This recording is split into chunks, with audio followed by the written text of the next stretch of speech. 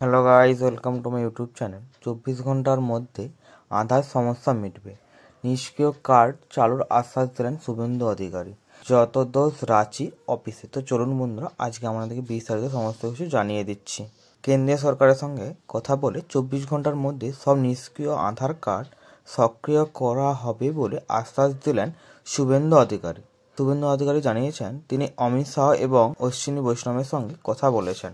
আচমকায় বাতিল আধার কার্ড। রাজ্যে অন্তত 60 জনের কার্ড বাতিল করা হয়েছে বলে অভিযোগ ওঠে। এই নিয়ে নানা জনের সমস্যা প্রকাশ্যে আসতে থাকে। ঘটনাচক্রে বৃহস্পতিবার বিধানসভায় মুখ্যমন্ত্রী মমতা বন্দ্যোপাধ্যায় অভিযোগ করেছিলেন, যাতে ভোট দিতে না পারে সেই কারণে অনেকেরই আধার কার্ড বাতিল করে দেওয়া হয়েছে। তারপরে আধার বাতিলের খবর প্রকাশ্যে আসায় এই নিয়ে কেন্দ্রীয় সরকারের আক্রমণ করতে শুরু করেছে তৃণমূল। পাল্টা জবাব দিয়েছে কেন্দ্রীয় ক্ষমতাসীন দল বিজেপিও।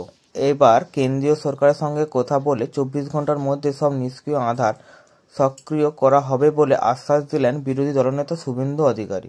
নিজের এক্স হ্যান্ডেলে শুভেন্দু অধিকারী জানিয়েছেন, এই বিষয়ে কেন্দ্রীয় রাষ্ট্রমন্ত্রী অমিত শাহ এবং তথ্য প্রযুক্তি মন্ত্রী অশ্বিনী বৈষ্ণবের সঙ্গে কথা বলেছেন। শুভেন্দু অধিকারীর দাবি, সমস্যা তৈরি হয়েছে আধার কার্ডে রাঁচি আঞ্চলিক দপ্তরের ভুলে। একই কথা সাংবাদিক বৈঠক করে বলেছেন কেন্দ্রীয় মন্ত্রী তথা বনগাঁ সাংসদ শান্তনু ঠাকুর এবং বিজেপি রাজ্য সভাপতি সুকান্ত মজুমদারও। এরপরই তৃণমূলের পক্ষে দলের রাজ্য সম্পাদক তথা মুখপাত্র কুণাল ঘোষ দাবি করেন, বিজেপি অবশ্যই স্বীকার করে নিল আধার কার্ড নিষ্ক্রিয় হয়েছে।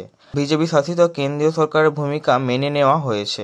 শুভেন্দু তার পোস্টে এটাও দাবি করেছেন যে কেন্দ্রীয় সরকারের অজ্ঞাতসারের গোটা বিষয়টা হয়েছে আধারের রাঁচি অঞ্চলের দপ্তর থেকে। কেন এমন হয়েছে তার জন্য কেন্দ্রীয় তদন্ত করবে বলেও দাবি করেছেন শুভেন্দু অধিকারী।